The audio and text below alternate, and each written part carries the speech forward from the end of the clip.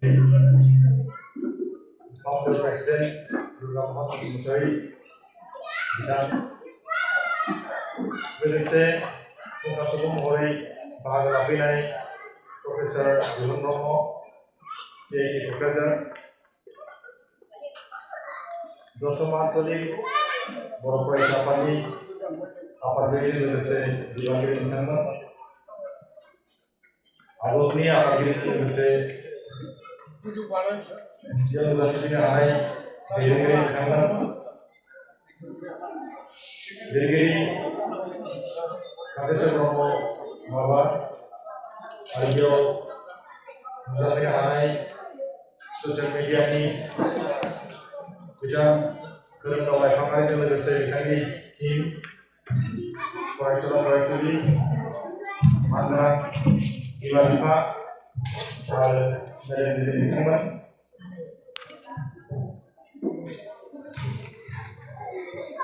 बे मोनसे गिदिर थांखिजों खुंनाय बे हाबाफारियाव 2000 मायथाइयाव 6 आपेलाव सासे उन्दा सुबुं महरै बाहागो लाफैनो मोननाया आंनि थाखाय गोबां मोजांनि बाथ्रा बेयाव आं मोनसे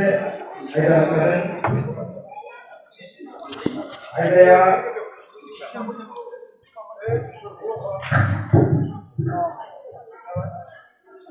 सोलोंथाइनि मोजां आबहावा सोरजिनायाव समाजनि साफ्रोमबो सुबुङानो मावनो गोनां बिबान दं बिराद मोनसे ओंथिगोनां आयदा जों बयनिबो थाखाय गोनां आयदा दा बेयाव आङो गाहायै फोरोंगिरि आरो बिमा बिफानि मावनां हाबा बिनि सायाव फरायसाफोरखौ नोजोर बोनानै आङो फंनैसो बाथ्रा बुंनो सानदों लाइमोन बैसोनि सोमोन्दै बा फरायसा सम जि मोनसे लाइमोन बैसोनि सम बियो बयनिबो थाखाय मोनसे बिराद गोनां सम जाय समाव देहा दानाय आखल आखु दानाय इयुन जिउनि सोमोन्दै सिमां नुनाय बेफोर बाथ्राखौ जोङो सानखांनो हायो बे बैसोआ जोंनि थाखाय बिराद गोनां बेनिखायनो गाहायै लाइमोन बैसो माने 9-10 बोसोरनिफ्राय 18-19 बोसोरनि बै गेजेर समनि फरायसुला फरायसुलि बिथांमोनखौ नोजोर होनानै आङो फंनैसो बाथ्रा बुंनो गसंबाय बेयाव लाइमोन बैसो बा लाइमोन बेनि सोमोन्दै आं बुंनो सानदों इउएननि मथेब्ला 15निफ्राय 25 बोसोर बैसोनि गेजेरनि बैसोखौ लाइमोन युथ बुंदों नेशनेल युथ पलिसि 2014 नि मथेब्ला 15निफ्राय 25 बोसोर बैसोनि सेंग्रा जालायफोरखौनो लाइमोन बुंनाय जायो इंराजि 2011 मायथाइनि सुबुं सानखो साननाय बादिब्ला भारतनि लाइमोन अनजिमाया 19.1 जौखोन्दो आरो 2020 नि गेजेराव लाइमोननि अनजिमाया 34.3 जौखोन्दो जागोन होननानै मिजिंथिनाय जादों इउएननि फोरमायनाय बादिब्ला भारतावनो लाइमोननि अनजिमाया बुहुमनि गेजेराव बांसिन हादोरनि रांखान्थि हारिमु आरो राजखान्थियारि जौगानाय लाइमोनफोरखौ जोबोरै गोनां सुबुं फुंखा होननानै गनायनाय जायो जाय बैसोआव गोसोनि बोलो आरो मोजां मोनहानाया नांथाबनानै थायो दिनैनि लाइमोन गाबोननि नोगोरारि आरो दैदेनगिरि बे बाथ्राखौ समाजा गोख्रोङै फोथायो गोदान समाज दानायाव थारैनो लाइमोन गोहोआ जोबोरै मख'जाथाव मानोना लाइमोन बैसोआव गोबां गोदान आरो गोनां गियान सोलोंनो हानायनि मेलेमारि गोहो दं आरो बिसोरनि गोदान आरो गोनां गियाना समाज दानाय फोसाबनाय आरो सोलायनायाव जोबोरै मदद खालामो गोसो बिगियानिफोराबो बुंदों लाइमोन बैसोआ बयनिख्रुइबो गोनांसिन सम बे बैसोआव इयुननि जिउ राहानि बागै सिमां नुनाय गोग्गो आखल आखु दानाय गोख्रों देहा दानाय बायदि राहाफोरा जाथाव पसिबल लाइमोन बैसो होननानै बुङोब्ला गोजौ फरायसालि थाखो आरो गोजौसिन थाखोनि फरायसा सम बिसोरनिफ्राय 12 बैसोनिफ्राय 18निफ्राय 19 बोसोर बैसो बेखौनो लाइमोन बैसो बुंनाय जायो। बे बैसो राननाया हादोर लायै हादोर जुदा जुदा मानोना आबहावाखौ लानानै बैसो राननाय जायो। आबहावाजों मानसिनि गोसो बिगियानजों खाथि सोमोन्दो दं आरो बेनिखायनो मेलेमारि दाथाय देहा आबेग बायदिफोरा आबहावानि सायाव सोनारो। बुहुमनि गोग्गो आरो गोख्रों सुबुं सानखो जौगाहोनांगौनि गोनांथिखौ नोजोर होनानै UNFPA ओरैबायदि फोसावदों recognizing the significance of young people for the growth and well-being of the global population. UNFPA has declared investing in youth people theme of World Population Day 2014. As the size of the global youth population already larger than at any other time in history continues to grow, the importance of addressing adolescent health grows as well. Getting adolescent health on global agendas will be key to meeting this challenge. Adolescence is a critical link between childhood and adulthood, characterized by significant physical, psychological, and social transitions. These conditions carry new risks but also present opportunities to positively influence the immediate and future health of young people. While adolescents' health is beginning to receive more attention at the global level, there are still major gaps in both knowledge and action. लाइमोन बैसोनि समाज दानायनि फारसे जेसेबां गोनांथि आरो गोथौथि दं, बेफोर थारैनो गोथौ सानथौजों गोरोबनानै दङ। लाइमोन गोग्गा समाज दानाय आरो फोसाबनायाव मदद खालामनो हागौ, नाथाय बिसोरनो नांगोन सोलो, देहा, मेलेमारि गोहो आरो खारथांखि।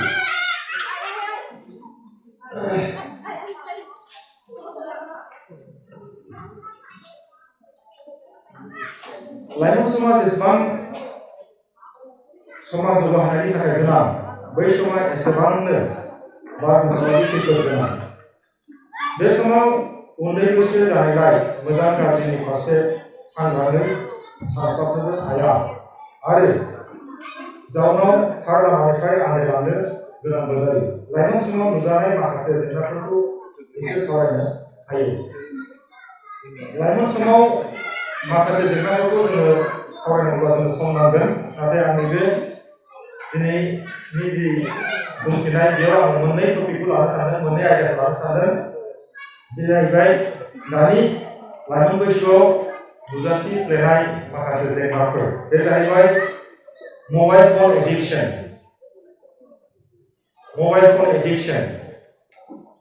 जों जेरावबो नुयो, जेरावखि थाङा नोंथांमोनाबो नुयो, फरायसाफोरनि आखायाव, फरायसुलाफोरनि आखायाव, फरायसुलिफोरनि आखायाव लामा थाबायनायाव माने मेगना स्क्रिनाव, बास गाखोनाय माने मेगना स्क्रिनाव, माने मिस इउटिलाइज जानायखौ जों नुनो मोनो आरो। ओमफ्राय मबाइला जोंनि थाखाय बेसेबां गोनां बेखौ आं दा बुंगोन, नाथाय बेखौ बाहायनो रोङैयाव मा जायो, जों एडिक्टेडसो जायो आरो। जोंहा उन्दुनायबो मोजां जाला, फरायनायबो मोजां जाला, जानायबो मोजां जाला, एडिक्शन जायो। दा बेखायनो आं बुंदों लाइमोन बैसोनि नैबे समाव, दानि समाव नुजाफ्लेनाय मोनसे जेंनाया जाहैदों मबाइल फन एडिक्शन। आथिखाल समनि लाइमोन बैसोआव नुजाफ्लेनाय जेंनाफोरनि मादाव मबाइल फन एडिक्शन, मबाइल फननि निसाखौ जों नुनो मोनो। मबाइल फनखौ नांगौ समाव मोजाङै बाहायनानै सिभिल सार्भिस आनजाद उथ्रिनो हानायनिबो नंगुबै फोरमान मोननो हायो। केरेला रायजोनि मुनार होननाय जायगानि श्रीनाथ के मुंनि सासे सोलोंसाया रेलवे स्टेशनाव 5 बोसोर सम कुलि हाबा मावनानै थफ्ला सिखाग्रा, रुजुनग्रा कुलि हाबा मावनानै जोंनि लाइमोनफोरखौ मेन स्ट्रिमनिफ्राय गाज्रि लामायाव लांनो हानाय मोनसे गाज्रि गोहो, बे ड्राग्स एडिक्शना। बेनिखायनो हानायमानि जोंनि बिमा बिफाया गथ' गथायखौ ड्राग एडिक्शननिफ्राय गोजानाव लांनो बेखौ नाजानांगोन। नाजानायनि थाखाय जों राहाखौ नागिरनांगोन आरो ड्राग एडिक्शन जानाय लोगो लोगो मा जागोन बिनि देहायाबो एफेक्ट जाखागोन ब्रेनाबो एफेक्ट जागोन फरायनायाबो एफेक्ट जागोन माने फरायनाय फारसे बियो दावगानो हायाबो जानो हागौ आरो ड्राग एडिक्शन जायोब्ला फेग्रा मुवानि गलाम जानाया मेलेम देहा आखल गासैखौबो खहा खालामो अब्लानो लाइमोन समाजाव गुबुंले आबहावा सोमजियो आरो समाज जौगानायाव हेंथा जायो जायखौ बिमा बिफा फोरोंगिरि रावबो मिजिंथिया गावनि गथ'आनो गाज्रि जानांगौ बा गाज्रि जाथों बेखौथ' रावबो मिजिंथिया जोंनि मिजिंबो नङाबो समाजाबो रावबो बिदि लुबैया मबाइल फन बाहायनो रोङैयाव फरायनायाव गोसो होनांगौखौ गुबुन फारसेथिंसो एखे लानायनि जाहोनाव गावनि बैसोनि लोगोफोरजों नांगौनिबो बांद्राय रायज्लायबाय थानायनि जाहोनाव फरायनाय थांखिया दोरोदनो हागौ एबा फेग्रा मुवानि गलाम जानोबो हागौ बैसो गोरलैयाव आथोनारि सोमोन्दो जानो हागौ बैफोर समाजनि हेंथा हाबाफोरखौ जोंनि समाजाव रावबो गनाया आरो लुबैया जायखौ होबथानांगौनि गोनांथि दङ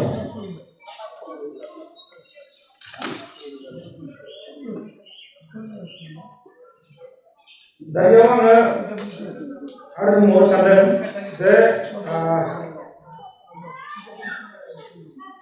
रावबो गथ'खौ जोनोमाव मोजां एबा गाज्रि बुंनो हाया रावबो गथ'आ जन्म जायोब्ला मोजांबो नङा गाज्रिबो नङा बा जों मोजां बुंनो हाया बा गाज्रिबो बुंनो हाया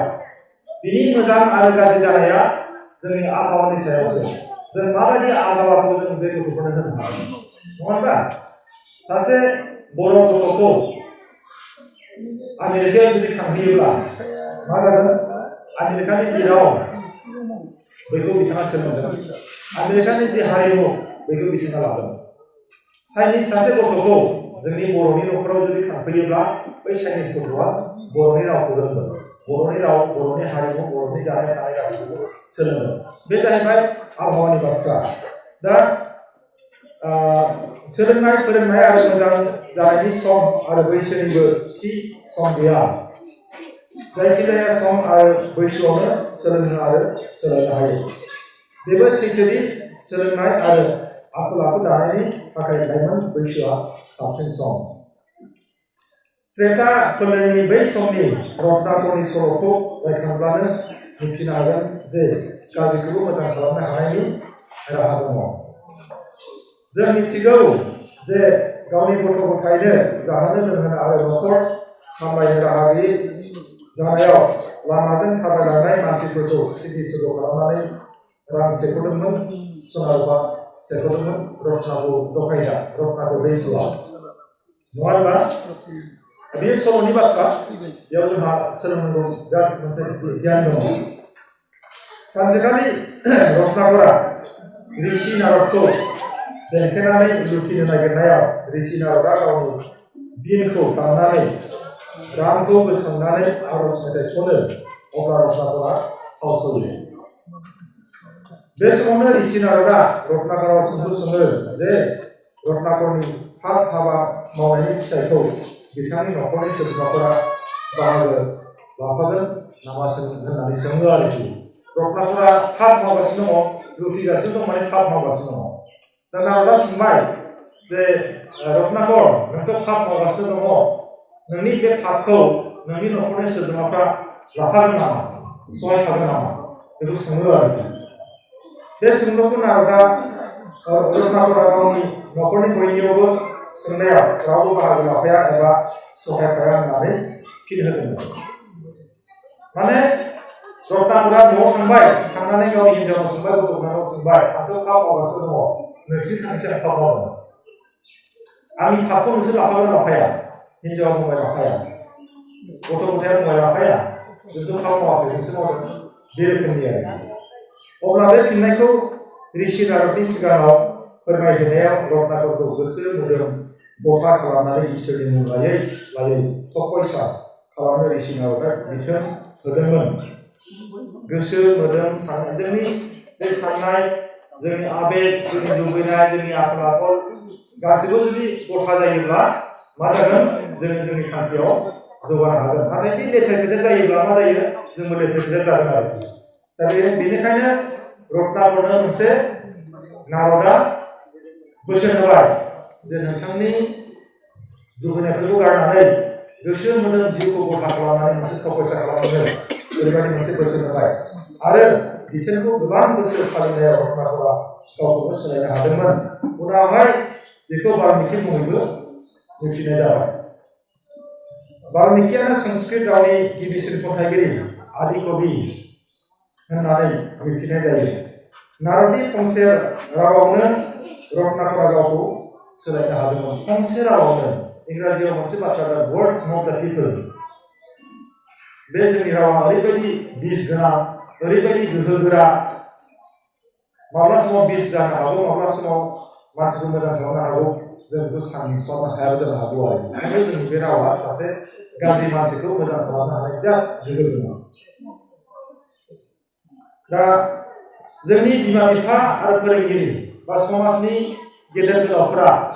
गथ'फोरनि मोजां सोलोंथाइनि थाखाय माबायदि आबहावा दानांगौ आबहावाखौ जों माबायदि दानो हागोन बेनि सायाव आं फंनैसो बुंनो सानदों गिबियावनो बिमा बिफा आरो गथ'फोरनि गेजेराव लोगो बायदि सोमोन्दो दानाय जोंनि बिमा बिफाया आसलथे बेखौ माखासे गुरुत्व होआ आरो गोसोखांनो हाया जायनि जाहोनाव गावनि बिफाखौ गथ'फ्रा गिनानै बिफाया बाजारनिफ्राय फैयोब्लानो माने एरायखायो आरोखि मोखां सोम जाखायो नाथाय जों मिथिगौ सासे फोरोंगिरिया गथ'फोरनि एकदम लोगो बायदिथार थिग बेबादिनो बिमा बिफायाबो गावनि गथ' गथायफोरनि सासे लोगो बायदि जाथारनांगौ लोगो बायदि बेबहार खालामनो हायोब्लासो मा जागोन गथ'फ्रा मा प्रब्लेम जादों मा जेंना जादों बेखौ मिथिनो हागोन गथ'फोरनो माबायदि फोरोंथाय होनांगौ गथ'फोरनि लुबैनायखौ माबायदि सुफुंनांगौ बेखौ सुफुंनोब्ला सासे गथ'जों बिनि बिफाया लोगो बायदि बेबहार खालामनांगौ एकदम लोगो बायदि आरोखि आङो बहुत जायगायाव नुबाय बिमाया ओंखामखौ जायो बेलेगाव बिफाया जायो बेलेगाव फिसालाया जायो बेलेगाव रायलायनाय गैया थारमाने फ्रेन्डलि जि रिलेशनशिप लोगो बायदि जि सोमोन्दो बियो गोजानाव आरोखि आरो बेखौ जोङो दानानै लानो हायैया बे जोंनि थाखाय खाफाल गाज्रिनि बाथ्रा बेखौ जों साननो हायामोन जे सासे बिफाया गावनि फिसाला बा फिसाजोजों सासे लोगो बायदि जायोब्ला माबायदि मोजां थासारि जानो हागौ बेखौ जोंनि समाजाव आसलते साननाया माने गुरुत्व होनाया खम बेखौ जों नुदों आरो बे जानांगौ माने खाथि सोमोन्दोखौ दानानै लानो हानांगौ आरो बिदिब्ला मा जागोन गथ'आ मा जेंना जादों गथ'नि थांखिया मा बा बिमा बिफाया मा जाजानो लुबैदों बेखौ फोरमायनांगोन जे गथ' आं नोंनि बिफा आं नोंनि बिमा आं लुबैदों मा नोङो सासे प्रफेसर जानांगौ आं लुबैदों मा नों सासे आबादारि जानांगौ आं लुबैदों मा नों सासे डक्टर जानांगौ मा लुबैदों बेखौ फोरमायनानै होनो हानांगोन गथ' गथायफोरनो आरो गथ' गथायाबो माने सोंनो साहस मोननांगोन जे आफा नोंसोरो आंखौ आसलते मा जाजानो लुबैदों बेखौ सोंनो हानांगोन आरो गासिबो गथ' गथाया खिन्थु सोंनो हाया मानो सोंनो हाया गियो आरो गिनाया मानि थाखाय जे जि लोगो बायदि सोमोन्दो गैया बिनि थाखाय आरो थ' बेयो जोंनि थाखाय बिराद मोनसे गोनां आरो बेबायदि खाथि सोमोन्दोखौ दानो आसलते जों माबायदि नांगौ मोनसे टेबोलाव ज' ओंखाम जानाय बबेबा मोनसे समाव एखेबारे साहा लोंनाय खिन्थु बेयाव मोनसे बाथ्रा फैगोन खायफा बिमा बिफानि गथ' गथायफ्रा उन्दैनिफ्रायनो बेलेगाव थानाय बे नङा जे बिमा बिफानि खाथियाव थायाब्ला लोगो बायदि सोमोन्दोखौ जों दानो हाया बे नङा गोजानाव थायोब्लाबो जों लोगो बायदि सोमोन्दोखौ जों दानो हायो आरो जोंनि थाखाय बिराद मोनसे गोनां बियो गथ' गथायाबो गावनि बिमा बिफाजों सासे लोगो बायदिसो बेबहार खालामनांगौ बेयाव माबायदि सिमा दङ बेखौ बिमा बिफाया मिथिगोन लोगोब्लाबो नाथाय माखासे सिमा दङ बे सिमाखौ मेनटेन खालामनांगोन मेन नाम्बारा जाहैबाय बिजाब गलायाव बेरायनाय माहाजोनफोरखौ जों नुयो मोनाबिलि समाव बिराद दामि रेस्टुरेन्टआव बेरायहैनाय नङा होनबा बिराद दामि आइटेम जानाय आरोखि ओमफ्राय जायहा थाखा फैसा गैया बिसोरो रेस्टुरेन्टआव थांनो हाला प्लेट गंसेयावनो 300-400 थाखानि बिल खापसे कफियावनो 150 थाखा बिल दिल्ली मुम्बाइफोर बायदियाव नाथाय बेबो गोनां रेस्टुरेन्टआव लांनायाबो गोनां सम लांनांगौ नाथाय आं सानो रेस्टुरेन्टआव जेसेबांखिनि लाङो बेनिख्रुइ जुदि डाबल गुन गथ' गथायफोरखौ जुदि लेखा दखानाव लाङोब्ला बिजाब गलायाव लाङोब्ला लाइब्रेरियाव लाङोब्ला बेनिख्रुइ बांसिन जोंहा मुलाम्फा जागोन कारण बिजाब गलाया ओरैबायदि गियाननि मोनसे बाख्रि जाय बिजाब गलायाव माने असमियानि बिजाब बर'नि बिजाब इंराजि बिजाब सल' खन्थाइ रायथाइ जिउ खौरां हिसाब गैयै बिजाबफोर जों मोनगोन आरो बिजाबा जोंनि थाखाय बिराद मोनसे गिदिर हाथियार लेखा फरायनानैसो नोंथांमोना बिसिम सफैदों नङा होनबा लेखा फरायनानै दिनै नोंथांमोना नोंसिनि सिगाङावनो सासे बिदिनो एक्स स्टुडेन्ट मारुसा ब्रह्मआ बिथाङा बिटेक जाबाय माबायदि जाखो बिजाब फरायनायसो जादों नङा होनबा बिजाब फरायामोनबा दिनै बिटेकबो जायामोन नोंथांमोना बिराद गौरब जानांगौ बेफोरनो गौरब जादों ना जोंनि सिगाङाव सासे फरायसाया बिटेक लानानै फैबाय आरो बिनि अनगायै आरो गोबां दङ साक्सेसफुल जानाय फरायसाफोर बिथांमोना माबायदि जाखो बिजाब फरायनानैसो जादों नङा होनबा दा बेनिखायनो आङो माने सानो आरो आं बहुत मानसिखौ बुंदोंबो रेस्टुरेन्टआव जेसेबां थाङो बिनि डाबल गुन लेखा गलायाव थाङोब्ला मा जागोन सासे गथ'आ ओरैबायदि बिमा बिफाखौ डिस्टार्ब होगोन बाबा आफा आइ थौ लेखा फराय मा नांगौ कमिक्स घोस्ट स्टोरी डिक्शनारि ग्रामार बेबायदि लेखा बिबाय थानांगौ अशान्ति रोखोम बिबाय थानांगौ बेथ' मोजांसो बाथ्रा मबाइल बिनायनि जायगायाव जुदि लेखा बिनाय मोनसे कालचार जायोब्ला बिराद मोजां बाथ्रा नङा होनबा आरो लेखाखौ हानायमानि बिनांगौ बिमा बिफानियाव आंनो बेबायदि सल'खौ नांगौ आंनो बेबायदि लेखाखौ नांगौ बे रोखोमनि मोनसे हुदा खालामनानै जोङो लानो हानांगोन आरो बे जोंनि थाखाय बिराद मोनसे गोनां थासारि दानि समाव बिराद गोनां थासारि दा साबेसे बिमा बिफाया गावनि गथ' गथायखौ बिजाब गलायाव लानो जायो लाइब्रेरियाव साबेसे गथ' गथायखौ लानो बिमा बिफाया बेरायनो बियो जोङो बहुत खम नुनो मोनो नाथाय बेखौ जोङो हेबिटखौ जों लानानै लानांगोन बेनिफ्राय फरायसाफ्रा जाहाथे मोजां पार्सेन्टेज लानो हायो जाहाथे मोजां पास जानो हायो बेनि थाखाय जों थुलुंगा होनांगोन बे थुलुंगा होनाया जोंहा गोबां दङ थुलुंगा होनायनि राहा जोंहा गोबां दङ आरो थाम नाम्बाराव गोसोखांदों फरायसाफोरखौ हाई स्कुलनि फरायसाफोरखौ एमइ स्कुलनि फरायसाफोरखौ जुदि इउनिभार्सिटियाव लाङोब्ला जुदि कलेजफोराव लाङोब्ला बिराद मोनसे इन्सपिरेसन थुलुंगा मोनगोन आरो जोंनि क'क्राझाराव इउनिभार्सिटि दं नङा होनबा CIT दं इन्जिनियारिं दं हिसाबै दङ स' उन्दै गथ'फोरखौ जुदि बैबायदि जायगायाव लाङोब्ला आरो दैदेनगिरि जानानै फोरोंगिरिया जुदि बुजायोब्ला बे इउनिभार्सिटिनि बे CITनि मोनसे लाइब्रेरि बेयो मोनसे अफिस बिराद मोनसे इन्सपिरेसन मोनगोन आरो मा बेबायदि समाव माने इउनिभार्सिटि बेरायनो मोननाया बिराद मोनसे थुलुंगाथाव बाथ्रा दा बेनिखायनो हायोब्ला जिहेतु एजुकेसन ट'रा मोनसे इडुकेटिभ भेलु दंखायो आरो फोरोंथायनि मोनसे बिराद माने बाहायजाथाव बिजों बे बेरायनाया फोरोंगिरिया फरायसाफोरखौ फोरोंनाय बेलायाव साप'ज हमनानै ला ताजमहलनि सोमोन्दै फोरोङो सासे फोरोंगिरिया फरायसाखौ ताजमहलनि सोमोन्दै फोरोङोब्ला माबायदि फोरोङो फरायसाफोर ताजमहला मोनसे मन्दिर बायदि बिदि होननानै फोरोंगोन नामा बे मोनसे बिराद रं कनसेप्सन जागोन फरायसाफ्रा सानगोन ताजमहला माथो मोनसे मन्दिर बायदिसो मन्दिराथ' बेयाव दङ नङा होनबा क'क्राझाराव मन्दिर दं गसाइगावआव मन्दिर दं होनबा बिसोर मा जागोन बिराद उसुखुथु जागोन आरो मा बेले बेजे जागोन कनफिउजन जागोन दा बेनिखायनो ताजमहला माबायदि बबेहाय दङ बेनि गाबा माबायदि बेखौ सोर लुदोंमोन सोरनि मुङाव लुदोंमोन बहा दङ बेसेबां गोजौ बेसेबां गिदिर बेनि सोमोन्दै मोनसे रोखा गियान होनो थाखाय फरायसाफोरखौ जुदि जोङो आग्रायाव लाङोब्ला जिहेतु ताजमहला आग्रायाव दङ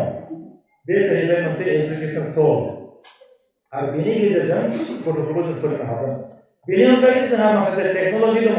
बे टेक्न'लजिनि गेजेरजोंबो जों ताजमहलनि सोमोन्दै जों फोरोंनो हायो जियानो जाथों फरायसा समाव फरायसाफोरखौ इउनिभार्सिटियाव लाङोब्ला बा मोजां कलेजाव लाङोब्ला गुवाहाटी हक केलकाता हक बिदि लाङोब्ला बिराद गिदिर मोनसे इन्सपिरेसन जों होनो हागोन बेखौ आं मिजिंथिदों आरो मोजां रोखोमनि माने सोलोंनायनि थासारिखौ जों दानानै लानो हागोन होननानै जों सानदों।